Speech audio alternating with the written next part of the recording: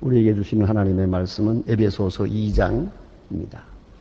신약 성경 에베소서 2장 11절로 18절 말씀입니다.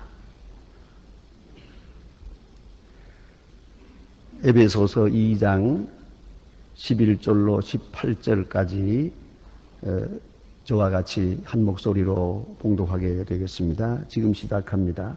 그러므로 생각하라. 너희는 그때의 육체로 이방인이요 손으로는 육체에 행한 할례당이라 칭하는 자들에게 무할례당이라 칭함을 받는 자들이라. 그때에 너희는 그리스도 밖에 있었고 이스라엘 나라 밖의 사람이라. 약속의 언약에 대하여는 외인이요 이스라엘 소망이 없고 하나님도 없는 자이더니 이제는 저희에 멀리 있던 너희가 그리스도 예수 안에서 그리스도의 피로 가까워졌느니라. 그는 그 화평이신지라. 둘로 하나를 만드사 중간에 막힌 담을 허시고 원수된 것 곧 의문에 속한 계명의 율법을 자기 육체로 베었었고 이는 곧 둘로 자기 안에서 한 생명을 이루어 화평하게 하시고 또 십자가로 이 둘을 한 몸으로 하나님과 화목하게 하려 하심이라.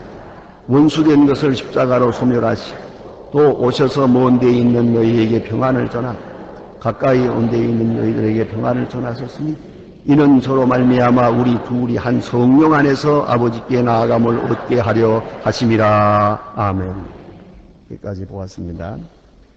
우리는 지난 시간에 믿음이 하나님의 선물이다 하는 그 문제에 대해서 공부했습니다. 우리가 예수를 믿는 것 같아도 알고 보면 믿음의 내용, 믿음의 동기, 그리고 믿음의 속성, 모든 면으로 보아서 믿음은 하나님이 주시는 선물이다. 그런 중요한 교리를 우리 지난 시간에 공부했습니다.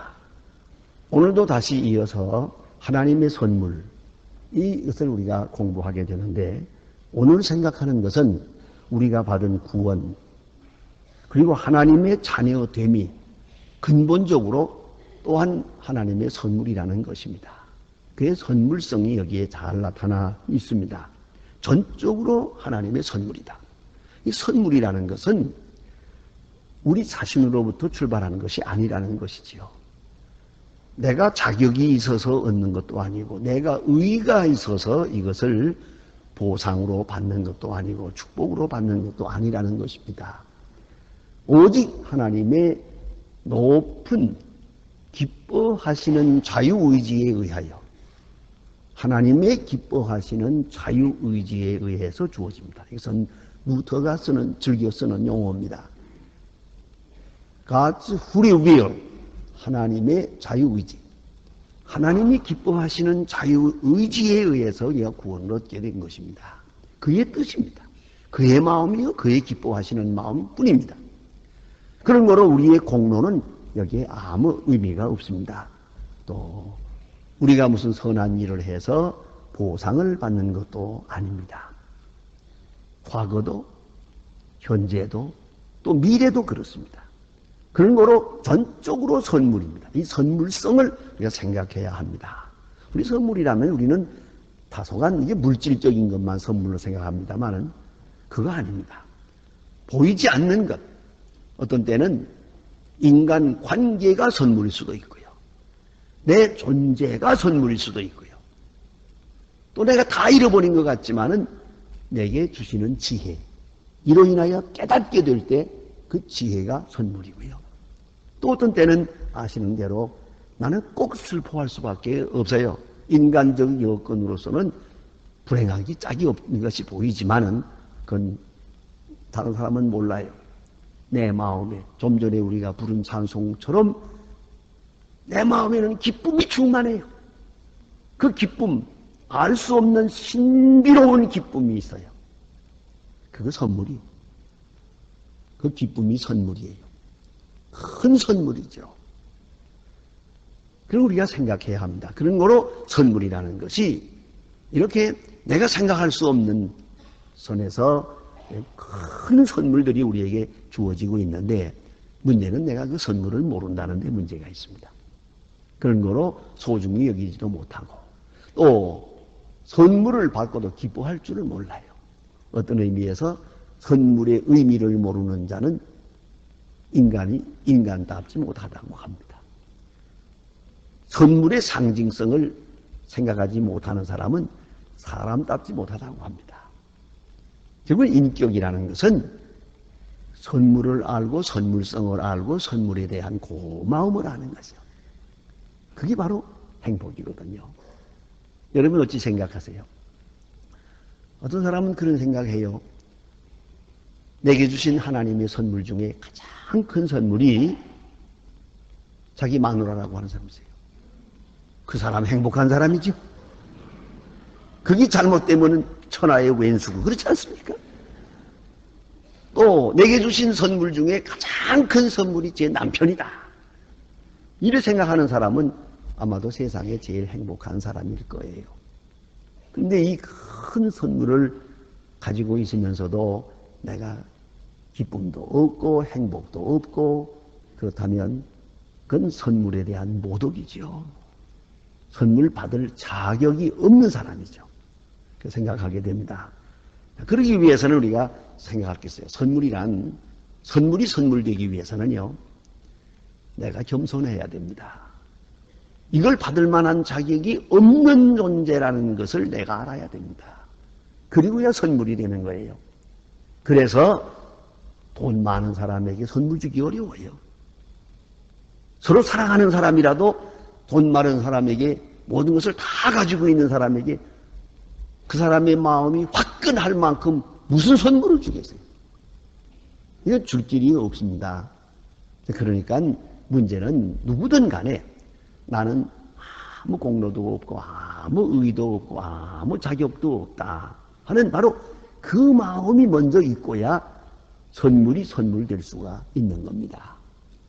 어떤 선물을 받았든 어떤 칭찬을 받았든 어떤 대우를 받았든 간에 마땅하지 당연하고 말고 이렇게 생각한다면 그 사람에게 무슨 선물이 되겠어요? 선물이 통하지 않는 거죠. 엄청난 선물도 그에게는 선물 될 수가 없는 거예요. 그래서 오늘 사도 바울은 여기서 말합니다. 우리의 본래 가졌던 이방인 너희들의 옛 신분을 생각하라. 너희가 누구냐? 이거 지금 에베소 교회를 향해서 편지를 쓰거든요. 에베소는 소아시아에 있는 도시예요. 지금도 있는 큰 도시입니다. 그러면 에베소 사람은 이방 사람이에요. 유대 사람이 아닙니다. 에베소 사람들로 지금 예수 믿는 사람들을 상대로 해서 이 편지를 쓰면서 당신네들은 과거에 누구였느냐 그거예요. 그걸 좀 생각하라. 그래야 선물의 의미를 가지게 되니까 말입니다. 그래서 과거에 너희들은 이방인이다. 유대 사람들이 볼 때는 너희들은 사람도 아니었어. 유대 사람들은 교만합니다. 이방 사람들은 아예 사람으로 보지도 않습니다. 그 여러 가지 이유가 있지요. 여러 가지 이유가 있습니다. 이 문화의 차이라고 하는 건 이거 엄청난 겁니다. 그런데 더구나 2000년 전 그때 하나님의 말씀을 따라 살려고 힘쓰는 유대 사람과 하나님을 전혀 모르고 율법도 모르고 도덕도 모르는 이 이방 사람들, 이 사람들하고는 천지 차이입니다. 유대 사람의 시각으로 볼 때는 저건 사람도 아니고 개 같은 것들이요. 이렇게 생각했거든요. 그렇지 않습니까? 이래서 너희들은 과거에 그러한 수모를 당하고 무시당하고 멸시를 받아서 마땅했던 이방입니다. 유대 사람들은 할례를 받은 선민인데 비해서 너희들은 무할례 당이다. 할례 받지 못한 더러운 인간들이다. 이런 멸시를 받았던 너희들이 아니더냐 하는 겁니다. 이것은 대단한 차이거든요. 그뿐만 아니라 너희들에게는 소망도 없고 또 구제의 길도 없고 그저 그대로 살다가 동물처럼 죽어갈 수밖에 없는 존재였다는 겁니다. 지금도 이 문화를 연구해 보면요, 더구나 동남아시아나 혹은 티베트 근방이라든가 이런 데 이제 보면은요, 그 종교가 잘못되면 문화가 잘못돼요. 문화가 잘못되면 풍습이 잘못되고 생활이 잘못되는데요. 지금도 어떤 마을에 가서 이렇게 보면은 이게 사람인지 동물인지를 알 수가 없어요. 돼지우리 같은 데서 아침에 일어나서 나오는 거 보면 사람과 돼지와 소와 원숭이하고 개하고 같이 나오거든요. 이 사람들이 이거 진짜 신토불이요. 그야말로 하나로 생각하는 거예요. 하나로. 왜요? 조상이 누구냐는 겁니다. 우리는 조상이 끝끝내 조상은 사람이요, 또 사람이요, 또 아담과 하와요. 그리고 그 뒤에는 하나님이 계신다고 믿지만은 저 사람들은 그게 아니야. 윤회설이요. 돼지가 변해서 사람이 되고 사람이 변해서 또 돼지가 되고 소가 되고 하니까 이 개가 나를 가까이 하는 거 보니까 우리 아버지가 죽어서 가까이 요 원숭이가 더 가까이 하는 거 보니까 이 마누라가 죽어서 이 원숭이가 된가 보다 이렇게 생각하니까 이 동물과 가까이 하는 거예요. 뭐가 동물과 꼭 같아요. 뭐 그것만이 아니에요. 여러분 이 인도네시아나 이쪽에 태국이나 이쪽에 여행하면서 보면 차마 눈 뜨고 볼 수 없는 그런 것도 많습니다. 왜요? 동물과 사람과 같이 사는 것만이 아니에요. 성생활도 해요. 그걸 석상으로 만들어 놨어요. 우리나라에는 그런 거 없어요. 이게 그들의 종교예요. 그뿐이에요. 사람이 죽을 때 죽어가지고 이제 다음 세계로 간다. 그렇기 때문에 어떻게 해야 가느냐? 이 시체를 깨끗이 없애야 간다는 거죠.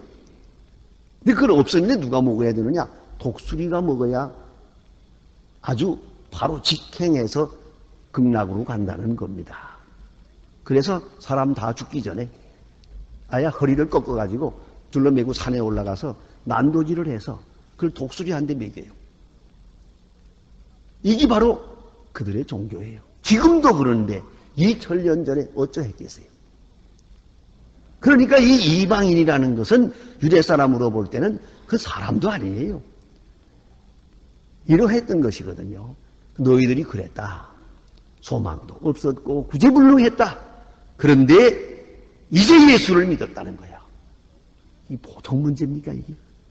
엄청난 행복이요. 이 선물이 이 자체가 그래 하는 말이고요. 또 너희들은 약속에 대해서도 언약에 대해서도 외인이요 그랬어요.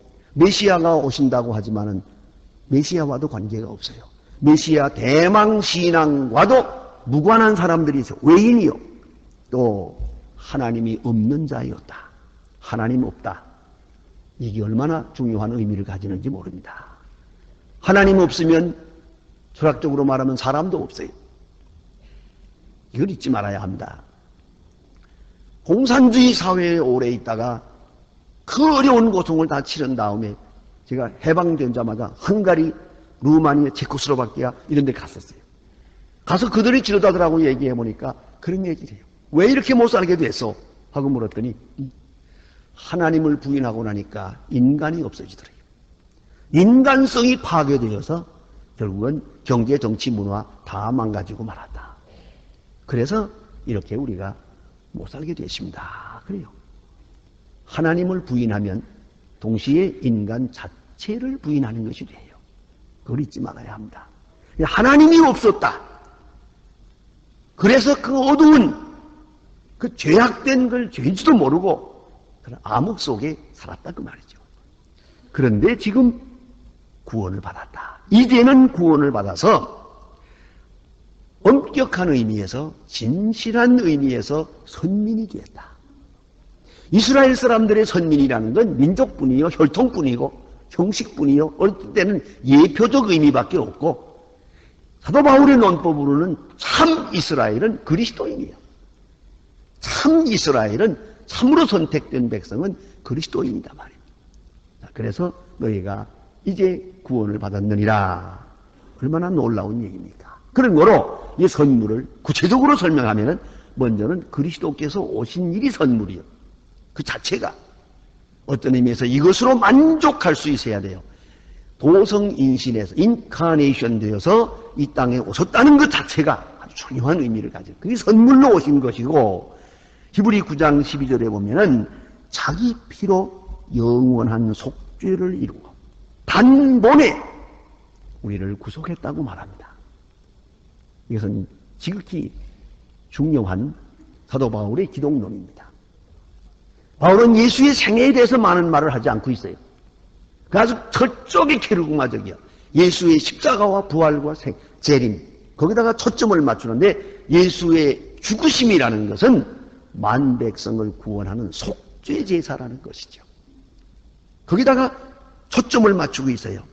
그래서 그는 우리의 화평이신지라, 그는 화목제물로 드리워졌다는 겁니다. 그래서 특별히 오늘 본문에 강조되는 것은 그리스도의 피로 됐다. 예? 피로 가까워졌느니라 하는 말과, 또 이제 16절에 가서 여러분이 이제 보게 되면은 16절에는 또 십자가로 이 둘을 한 몸으로 하나님과 화목하게 하렵니다. 십자가로, 피로, 십자가로. 이것이 바로 예수님이에요. 예수님은 십자가 지기 위해 오셨고, 피로써 우리를 속량하셨고, 화목제물이 되었고, 그래서 우리를 하나 되게 했다. 그런 거로 그리스도의 오심, 그 자체가 바로 선물이다. 바로 제 이론대로 보면은 우리가 이 십자가를 바라볼 때마다 내가 얼마나 죄인이라는 것을 알게 돼요. 십자가로 구속하지 않고는 구원받을 수 없는 그만큼 무거운 죄인이라는 것을, 나의 죄인됨을 계시해 줍니다. 동시에 십자가의 엄청난 값을 지불하고 구원할 만한 소중한 존재라는 거예요. 이게 더블 이미지 오브 더 크로스라고 합니다. 엄청난 가치가 있어요. 그만한 지불된 값이 있어요. 우리는 소중한 것이요. 그런 거로 예수께서 오시고 십자가를 지셔서 우리로 하여금 하나님과 화목하게 하시고, 이방인과 유대인과 화목하게 하시고, 우리 하나 되게 하신 화평을 이루었다. 화평, 그리스도로 말미암아 화평을 이루었다. 이게 선물이요. 이게 엄청난 선물이다. 또 두 번째 선물은, 우리는 가끔 이것을 잊어버리고 있습니다. 예수 그리스도로 말미암아 우리가 율법으로부터 자유했거든. 특별히 유대 사람들에게, 사도 바울에게 있어서는 매우 중요한 신학적 논리입니다. 의문에 속한 율법, 그람마타요, 의문에 속한 율법으로부터 우리를 자유하게 했습니다. 아주 중요한 것입니다. 우리는 예수의 십자가가 아니면 계속적으로 율법의 심판을 받게 됩니다. 오늘도 마찬가지죠. 바울의 논법대로 말하면 우리는 아주 실존적으로, 계속적으로 율법의 심판을 받는 거예요. 그것은 우리가 예수 믿음으로 말미암아 구원받은 그 시점만이 아니고 계속적으로 율법의 지배를 받게 되는 겁니다. 그럴 때마다 계속적으로 우리는 율법으로부터 자유하게 됩니다. 오직 십자가. 그걸 잊지 말아야 돼요. 마치 루터대로 말하면, 루터가 종교개혁을 하고 나갈 때 계속 루터를 율법이 심판했습니다. 마귀가 심판했습니다. 너는 죄인이다, 너는 죄인이다, 너 또 이런 실수했지 않았느냐, 또 이런 실수가 있지 않느냐, 너는 구제불능이다. 자꾸 율법이 심판해요. 마침내 그는 중요한 생각을 합니다. 십자가를 쳐다봅니다. 그럼에도 불구하고 주는 나를 사랑하신다. 그럼에도 불구하고 주는 나를 위해 십자가를 지셨다. 그럼에도 불구하고 여기서 그는 율법으로부터 자유하게 됩니다. 오직 십자가, 오직 주님만이 우리를 율법의 속박에서 벗어나게 할 수 있습니다. 그걸 잊지 말아야 합니다. 여러분이 올 때 죄책을 받을 때, 죄의 가책의식을, 죄의 저주의식을 느낄 때, 그거 무엇으로 해결하겠어요? 우리 스스로는 절대로 율법으로부터 벗어날 수가 없습니다. 특별히 여러분, 임종할 때. 대개 보면 임종 가까우면 모든 사람들이 고민해요. 처음에는 죽음에 대한 두려움 때문에 고민하지만 그 다음엔 그게 아니에요. 이제는 죄 때문에 고민해요. 그 다음에는 지옥 때문에 고민해요. 얼굴이 새카매집니다. 바로 그런 때에는 복음을 전합니다. 십자가를 보여줍니다. 또 우리 소망교회에서는 이게 조그마한 손에 넣는 십자가를 줍니다. 예수의 십자가. 주께서 당신을 위하여 죽으셨습니다. 할 때에 그가 얼굴이 환하게 밝아집니다. 율법으로부터, 율법의 심판으로부터 자유하는 것이요. 구원받는 것이에요. 이것은 오늘도 내일도 마지막 세상 떠날 때도 율법으로부터 우리를 자유하게 하시는 것은 그리스도입니다. 이것이 선물입니다. 예수 그리스도께서 율법을 다 지키셨습니다. 다 지키신 분이 또 십자가에 죽으셨습니다. 대단히 중요한 의미가 있는 겁니다. 죽을 이유가 없는 분이 죽었습니다. 그러므로 죽어야 할 우리가 살게 되는 겁니다. 그걸 잊지 말아야 돼요. 그가 율법의 요구를 만족해 하기 위하여 하나님의 의를 충족하시고 십자가에 죽으셨습니다. 그래서 우리로 하여금 율법으로부터 자유하게 했습니다. 그것이 선물이요. 엄청난 선물이요. 자, 오늘도 여러분이 내 지은 죄 때문에 이 가책의식에서 벗어날 수가 없어요. 율법의 심판에서 헤어날 길이 없는데 오늘도 우리가 찬송을 불러요. 이것이 은혜예요. 이것이 선물이요. 또 하나, 세 번째는 오늘 본문에 보니까 새 사람을 지어 그랬습니다. 새 사람을 만들었다. 로마서 8장에는 이 새 사람이라는 말을 양자라고 표현하고 있어요. 신분이 바뀝니다. 이 생활에서 새 생활로 전혀 새 사람으로 새로운 피조물로 나타나서 새로운 피조물 된 나, 새로운 피조물 된 새로운 관계인 이웃, 또 새로운 관계로 하나님과 나, 아버지 하나님, 나 자녀, 이걸 잊지 말아야 합니다. 이 새 사람은 어떤 사람이냐? 하나님을 아버지로, 나를 하나님의 자녀로, 이웃을 하나님의 내게 주신 형제로, 이러한 세 상황 속에 살아가는 새로운 신분, 바로 이것이 선물이에요. 아주 재미있는 얘기가 있습니다. 미국의 38대 부통령을 지낸 허버트 험프리라고 하는 분이 있습니다. 제가 이 험프리 이분이 제가 프리스턴 가 있을 때 한번 와서 연설하는 걸 보고 아주 참 연설 잘한다고 감탄했던 때가 있습니다. 이분이 최후의 감격스러운 일화를 남겼습니다. 그의 장례식 때 바로 미망인 옆에는 리차드 닉슨이 앉아 있었습니다. 아시는 대로 닉슨과 험프리는 정치적인 공화당 민주당 정반대에 서 있습니다. 한평생 원수였습니다. 한평생 서로 싸우고 그저 어떤 근근사사 병불고 늘어지는 정치적인 원수였습니다. 그런데 놀라운 것은 험프리가 죽기 사흘 전에 병원에서 갑자기 잭슨 목사님을 불러서 닉슨을 불러달라고 그랬어요. 깜짝 놀랐어요. 당신의 원수인데 당신을 일생 동안 못 살게 굴었는데 왜 그를 부르십니까? 내가 죽을 때가 돼서 그를 만나서 잘못했다고 용서를 빌고 화해하고 천당에 가야겠기 때문에 부른다. 연락을 했습니다. 비행기를 타고 닉슨이 왔습니다. 그 두 노인이 손을 붙들고 서로 죄를 구하고 서로 미안하다고 하면서 하나님 앞에 간절한 기도를 드렸습니다. 그리고 세상 떠난 다음에 장례식 할 때 바로 험프리 미망인 옆에 닉슨이 앉아 있었습니다. 누가 이 두 사람을 하나 되게 했습니까? 오직 예수 그리스도. 바로 이러한 화해, 이러한 하나됨에 있는 것이 이게 바로 선물이에요. 하나님이 주시는 선물. 내가 잘나서 누구를 화해시 그거 아니에요. 그리스도께서 나와 너를 화해하게 만들어요. 한평생 원수되었던 사람도 하나 되게 만든단 말입니다. 또 하나의 선물은 성령의 역사입니다. 오늘 본문에 보니까 성령 안에서 그랬어요. 우리들이 하나님께 나아갈 수 있는 건 성령이에요. 성령의 역사는 기본적으로 세 가지예요.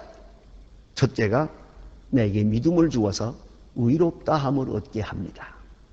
두 번째는 내가 하나님의 자녀임을 증거해 줍니다. 형편없는 존재지만 나는 하나님의 아들이요 나는 하나님의 딸이라는 것을 계속 증거해 주십니다. 이 성령이요. 또 하나는 나로 하여금 성령 안에서 거룩하게 합니다. 뷰리피케이션. 뷰리파이 한다는 말이에요. 이거는 인격적 관계예요. 마술적으로 이루어지는 게 아니고 성령이 내 안에 계셔서 나도 모르게 마음도 변하고 얼굴도 변하고 생각도 변하고 세계관도 변하게 만듭니다. 사람을 바꾸어 놔요. 이 성령이 하시는 일이요. 그런 거로 여러분이 습관을 고쳤다고 생각하지 마세요. 그렇게도 못된 성품이 달라졌거든. 이 선물이요. 그렇게도 짜증나게만 살던 내가 찬송 부르며 살게 된 거, 이게 선물이요. 이걸 잊지 말아야 합니다. 성령이 나에게 임하서 이러한 귀한 선물을 주신다. 그런 말씀입니다. 그러면 이 선물을 소중히 여길 줄 알아야죠. 유명한 얘기가 있습니다. 여러분이 잘 아는 핸델이라고 하지 않습니까? 메시아를 작곡한 핸델이 어떤 날 연주를 하게 되는데 그 사진들도 보았지만 옛날에는 왜 그 가발을 쓰고 했잖아요. 기다란 가발들을 썼는데 이발소에 갔다가 지금 연주장으로 가는데 연주장에 다 가서 보니까 가발을 못 가져왔어요. 어디다 흘렸는지를 알 수가 없어요. 이걸 꼭 쓰고야 연주를 하게 돼 있는데 큰일 났어요. 시간은 다 됐고 아주 새파랗게 질려서 발을 동동 구르는데 이발소 아가씨가 그 가발을 놓고 간 걸 알고 급하게 그걸 가지고 갔어요. 가서 여기 있습니다 하고 주니까 핸델이 얼마나 고마웠겠어요. 그냥 손을 잡고 고맙다고 인사하고요. 그때 보니까 이 아가씨가 너무너무 예쁜 거예요. 거기서 무슨 생각한지 아세요? 이 아가씨하고 결혼할 생각까지 했어요. 너무 고마웠어. 그거 갖다 준 게 너무나 고마워서 그 다음에 몇 번 만났어요. 상냥하고 점점 더 예뻐 보이는 거야. 꼭 결혼할 마음을 가졌어요. 그리고는 자기가 작곡한 악보 하나를 친필로, 다른 사람이 대필한 게 아니고 친필로 쓴 악보 하나를 선물로 주었어요. 아주 작곡을 해서 선물을 줬어요. 그런데 이 불행하게도 이 아가씨는 악보 볼 줄을 몰라요. 어떤 날 그 아가씨를 만나러 이발소에 갔어요. 이발소에서 일하는 아가씨인데 이 핸들이 온 것을 모르고 너무 바삐 일하느라고 그만 이 아가씨가 그 옆에 사람들하고 얘기하다가 내가 지금 여기서 이 가발을 말아야 가는데 그 악보 하나 찢어와 그랬다고요. 그 종이 찢어오라고, 악보 하나 찢어오라고. 그 말을 듣고 핸델이 깜짝 놀랐어요. 그래서 결혼 포기하고 돌아갔대요. 그 소중한, 지금 그 한 장만 있으면 그게 큰 돈일 겁니다. 핸델이 직접 쓴 그 악보를 말이야. 자기를 위해서 작곡해 준 악보를 이걸 소중히 여길 줄 몰라서 찢어가지고 가발하는데 그거 말아버리겠다고 하니 이런 기가 막힌 여자하고 어떻게 사노? 안 그렇습니까? 여러분, 하나님이 우리에게 주신 선물을 소중히 알고 그 높은 가치를 알고 그로 인해서 선물의 제1응답은 행복이에요. 선물 받고는 기뻐해야 되는 거예요. 선물을 딱 들고 이까짓 거 하면 안 되는 거죠. 선물에 대한 가장 큰 정직한 응답은 큰 행복이에요. 그리고 그 선물로 인하여 내가 변하는 거예요. 그래서 의를 감사하게 생각하고 과거도 감사하고 약속된 미래도 감사하고 그 감사와 감격 속에 살아가는 것이 하나님의 선물 받은 사람의 모습입니다. 기도하십시다.